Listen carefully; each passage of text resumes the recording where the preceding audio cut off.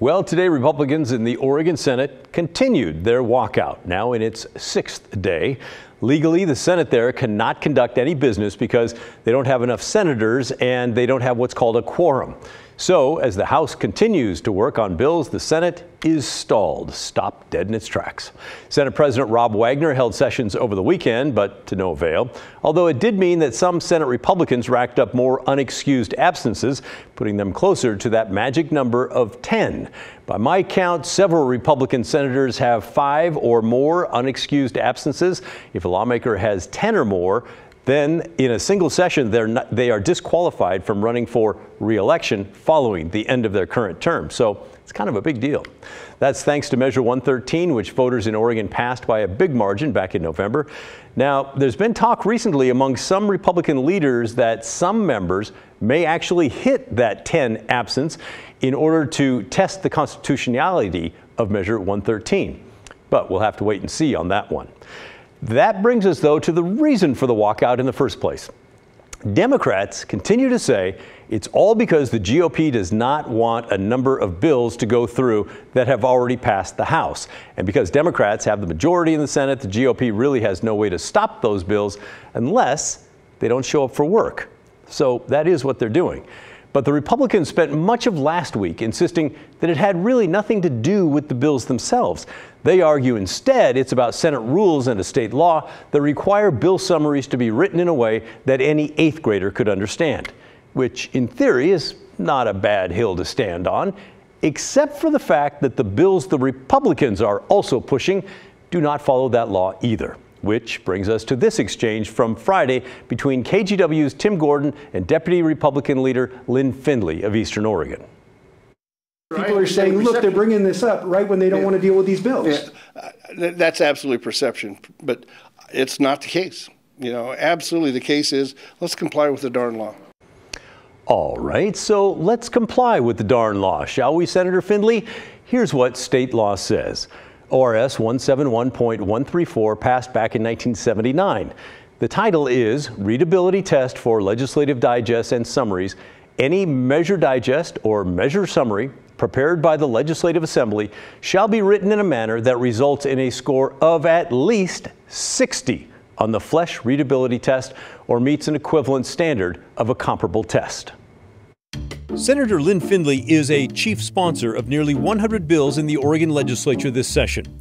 We randomly chose 5 of them on various topics to see if the bill summary passes the law that the senator is so adamant that others follow. Let's start with Senate Bill 45, which would create a task force for tax competitiveness. We copy the bill summary listed on the legislature's website and plug it into a Flesch readability calculator. Remember, the law says it has to score 60 or above. And this one scored 27.5. Fail. Absolutely the case is, let's comply with the darn law. Well, how about Senate Bill 57? That's an agricultural bill concerning the sale of female cattle that don't have a certain vaccination. Grab the summary, throw it in the calculator, 31.2. Fail. Absolutely the case is, let's comply with the darn law. How about Senate Bill 127, which concerns the corporate activity tax? Plug the summary into the Flesch calculator, 43.7. Well, it's closer, but it's still a fail. Let's comply with the darn law. Perhaps a bill that began over on the House side would fare better for the senator, where he is one of the chief sponsors for HB 2417.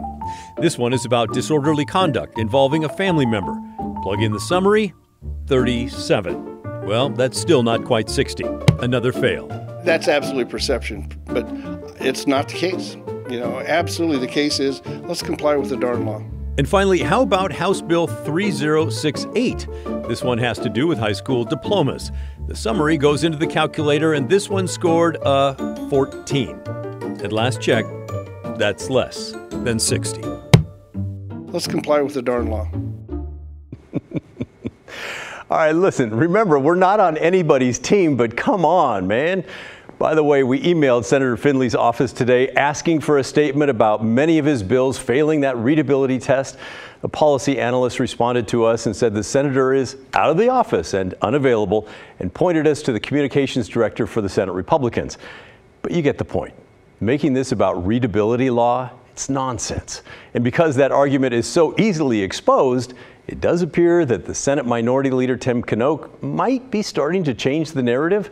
An article by Julia Shumway in the Oregon Capitol Chronicle says that during a phone call with Knoch yesterday, he said the Republicans are protesting around 20 different bills that they call hyper-partisan, including the measures on abortion, transgender health care, and guns. Knoch told Shumway if Democrats set those bills to the side and have the bill summaries fixed on other bills, Republicans will come back. I would venture to guess there's about 0% chance of the Democrats doing that. So for now, we'll remain in the legislative standoff in the Senate. And if you've lived in Oregon for a few years, you may be thinking, oh my, this walkout business is familiar. And that's because, yes, it is. Republicans did the same thing in 2019 and 2020 over carbon cap and trade legislation. In those years, Democrats did end up setting the bills aside in order to get the GOP back to Salem, although Governor Kate Brown later used her executive powers to institute cap and trade anyway. And this year's session also has one massive piece of unfinished business. It's the budget. So it's really a question of who's going to give first. Democrats have the high ground. They're urging Republicans, just come on, get back to work. But the GOP is in desperation mode, doing perhaps the only thing that they can to stop the bills that they do fundamentally disagree with. So which side makes concessions? This year's session lasts until June 25th, and the clock is ticking.